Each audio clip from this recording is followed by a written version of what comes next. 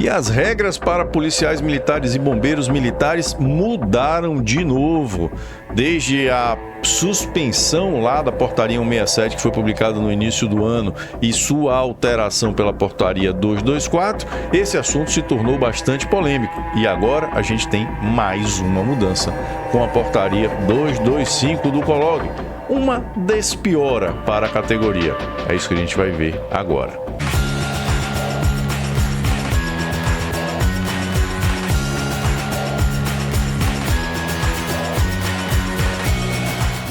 Olá, seja muito bem-vindo a mais um vídeo, aqui Fabrício Rebelo, para tratar justamente desse assunto que é mais uma novidade nessa intrincada regulamentação a respeito das armas de fogo. É isso que a gente vai ver já já, logo após os meus habituais lembretes, para que você não deixe de interagir aqui com a gente, curtindo, compartilhando, se inscrevendo, ativando suas notificações e comentando. Sei que muitas vezes parece chato, né, a gente ficar aqui insistindo nesses assuntos, mas é infelizmente bastante necessário, é isso que faz com que o canal alcance alguma relevância para os padrões do algoritmo do YouTube. Por isso que a gente insiste tanto nisso, nessa verdadeira ladainha. Mas fica aqui mais uma vez o meu lembrete. Se você chega no vídeo, deixa logo sua interação, o YouTube entende que ele lhe apresentou um vídeo de seu interesse e ele continua lhe apresentando e divulgando para mais pessoas. Se você quiser ter uma relação mais próxima com a gente, avalie as possibilidades de se tornar um assinante, seja aqui no YouTube, seja lá no nosso Clube FR, o nosso clube de assinantes, onde também são disponibilizados alguns conteúdos exclusivos. E o Exército mudou mais uma vez a portaria 167, que traz o conjunto de regras para a aquisição de armas de fogo por policiais e bombeiros militares. Essa portaria tinha sido publicada no início do ano, a portaria 167, ficou suspensa depois da sua publicação para uma renegociação. Se achou que foram dados muitos direitos aos policiais militares e aos bombeiros militares, então ela ficou suspensa.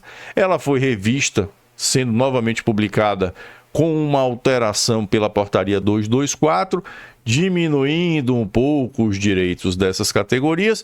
Isso foi absolutamente rejeitado por todos aqueles ligados ao segmento da segurança pública e também por quem preza por algumas questões mais técnicas. E agora uma outra alteração por meio da portaria 225, essencialmente no quantitativo de armas que podem ser adquiridas por essas categorias e em uma ressalva que estava preocupando muita gente a respeito do momento de transferência para a reserva. Vamos então dar uma olhada no que diz a portaria 225 do COLOG, a portaria de 28 de maio, que foi publicada agora no dia 4 de junho de 2024.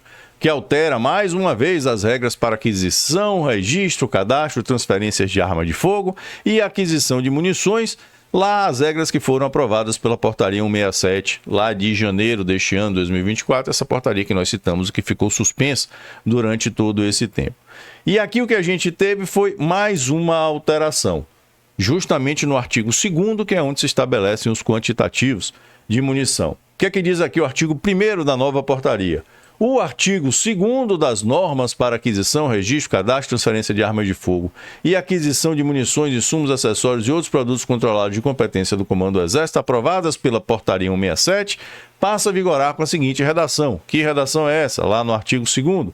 Os integrantes da ativa e da inatividade das PMs e dos policiais militares e dos corpos de bombeiros militares dos Estados, do Distrito Federal e do Gabinete de Segurança Institucional poderão adquirir até 4 armas de fogo, das quais 2 poderão ser de uso restrito, conforme previsto no artigo 27 da Lei 10.826 de 2003, o Estatuto de Desarmamento. Qual é a novidade enorme aqui? Os integrantes da ativa e da inatividade. Houve agora a equiparação. Tanto na ativa quanto em inatividade, a quantidade de armas que poderão ser adquiridas será de 4 armas, das quais até 2 de uso restrito.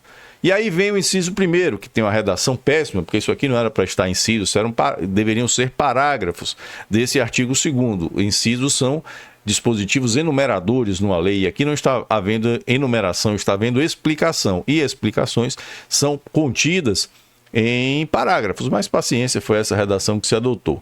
Inciso 1º. Das armas de uso restrito de que trata o caput, os integrantes em serviço ativo poderão adquirir até uma arma portátil longa de alma lisa ou raiada. Ou seja, para quem está em atividade, exclusivamente para os em atividade, uma das armas de uso restrito poderá ser longa, uma arma portátil, que vai incluir aí, por exemplo, um fuzil 5.56 ou uma espingarda 12 semi-alto. Isso aqui está colocado, mas só para os em atividade. Quem está em atividade não tem direito a essa arma longa. Continua podendo ter as duas armas de uso restrito, mas elas necessariamente terão de ser de porte. Inciso 2º, os integrantes das instituições que tratam o caput que adquirirem armas de fogo quando em serviço terão a posse dessas armas assegurada na inatividade. Isso aqui foi aquela preocupação pelas redações anteriores que dava a entender que quando transferido para a inatividade, o militar perderia as suas armas que haviam sido adquiridas e que passaram a ser prerrogativa apenas dos integrantes dessas corporações em atividade. Então aqui ficou claro que a posse dessas armas estará assegurada. E aqui no inciso 3º, no que se refere ao porte de arma, deverá ser observado o disposto no previsto,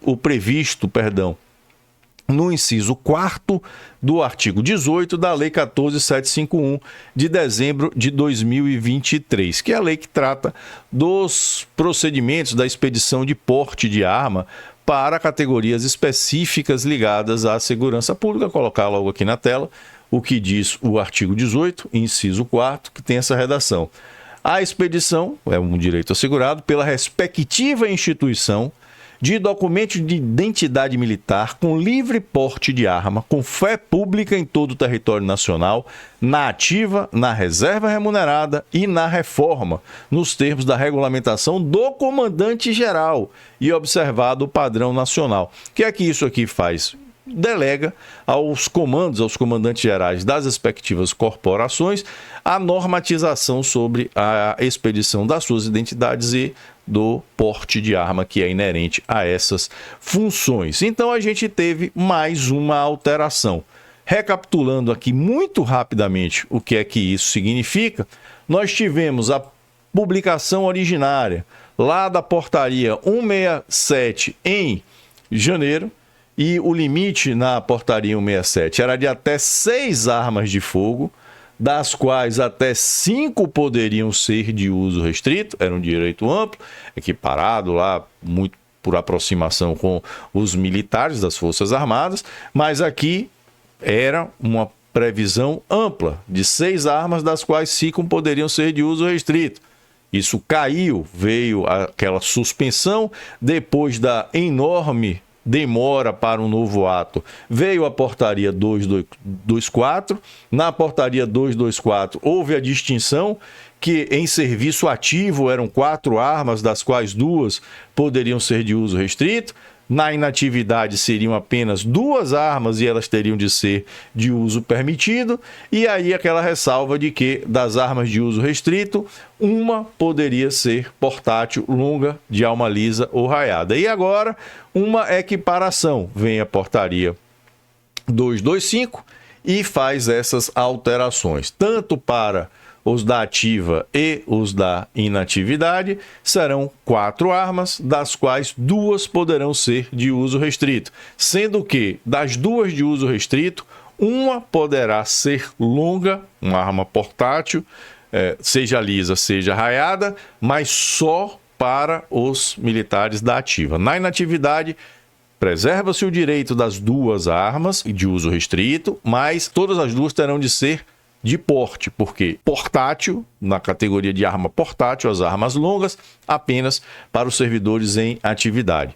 Fez-se aqui a ressalva de que, quando da inativação, se assegura a permanência com a posse dessas armas, e em relação ao porte vai se observar a legislação geral das possibilidades de regulamentação pelos comandantes gerais das respectivas corporações a respeito do porte. Então foram essas as alterações que nós tivemos. Saímos lá de uma previsão originária bastante positiva, de 6 com 5 até 5 restritas. Depois isso foi alterado, dividindo-se os limites entre da ativa e dos inativos, e agora uma unificação quase total, porque os inativos não terão direito a adquirir armas longas de uso restrito. Então foram essas as alterações aqui trazidas apenas a título de esclarecimento. Esperamos que seja algo consolidado, ou pelo menos se nós tivermos alguma alteração que seja para melhorar a situação dos policiais militares e dos bombeiros militares. Nada ainda a respeito da Polícia Federal, da Polícia Civil e daquelas categorias que têm a possibilidade de acesso às armas por prerrogativa funcional, exemplo de magistrados e membros do Ministério Público. Isso ainda será necessário aguardar para ver o que, de fato, virá por aí. Muito obrigado por sua atenção, espero que tenha gostado de mais esse nosso conteúdo. Reitero aqui os meus pedidos para que você não deixe de interagir aqui com a gente, curtindo, compartilhando, se inscrevendo, ativando suas notificações, comentando e, se quiser ter uma relação mais próxima conosco, se tornando um assinante nosso, desfrutando de alguns benefícios, dentre eles a inclusão de seu nome aqui nos nossos créditos ao final de cada vídeo. Forte abraço e até o nosso próximo encontro.